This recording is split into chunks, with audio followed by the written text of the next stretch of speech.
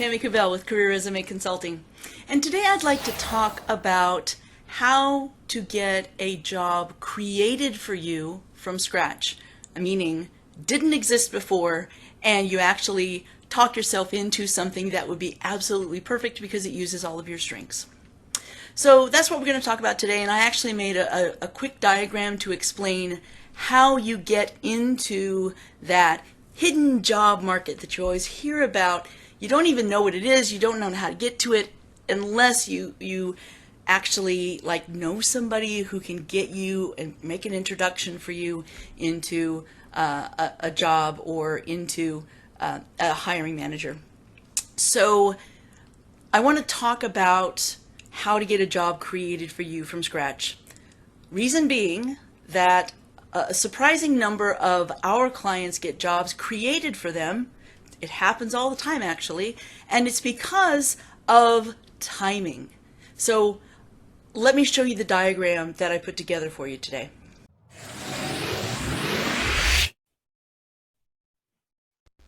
So I'd quickly like to go over this pretty rudimentary diagram of how you get into the hidden job market.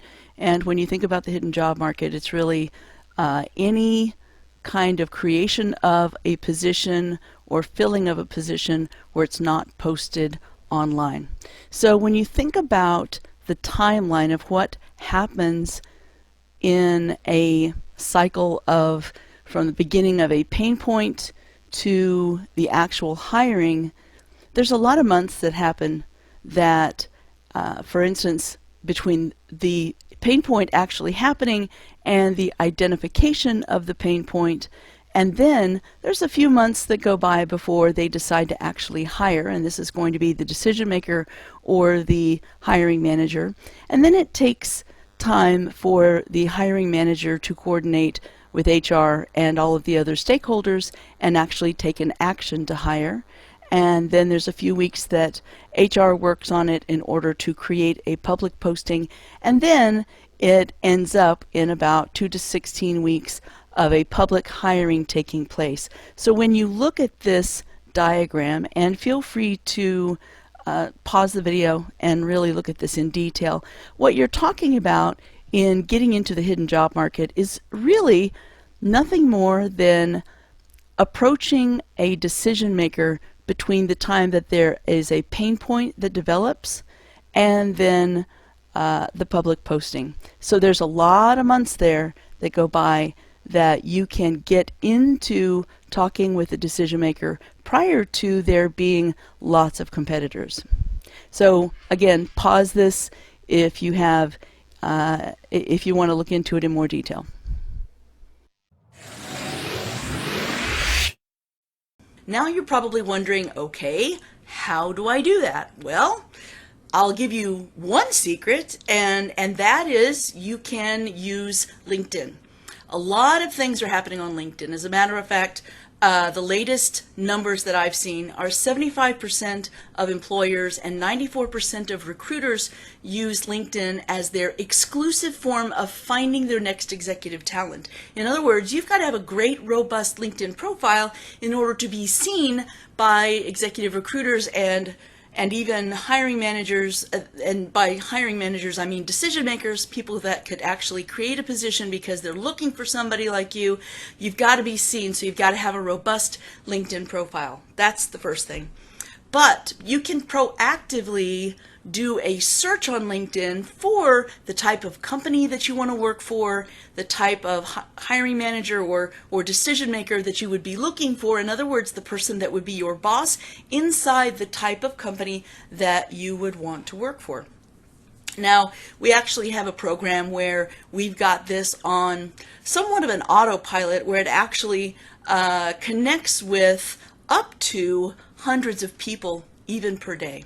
And so you can really build a large database or a large connection network of hiring managers, decision makers in a short amount of time.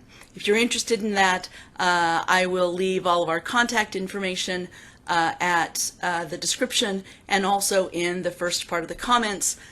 So feel free to reach out to me or our main line, and we can have I can have a coach talk to you personally about that service. But it's something that you can also do by yourself if you wanted to try it out by yourself. But keep in mind, you have to have a great message online. In other words, on your LinkedIn profile. If you're going to try to connect with someone, you've got to be attractive to them from the very beginning, that very first glance that they look at you and they spend a couple of seconds looking at your picture, your beautiful picture, your name, and then your job title underneath. Now, what I recommend to do in order to capture their attention, change that job title to a value proposition statement. You can do this even if you're fully employed right now. And what I mean by a value proposition statement is, instead of director of operations, perhaps it's saving market-leading companies millions of dollars per year through smart process improvement. Maybe that's what you're known for as a director of operations or a VP of operations even.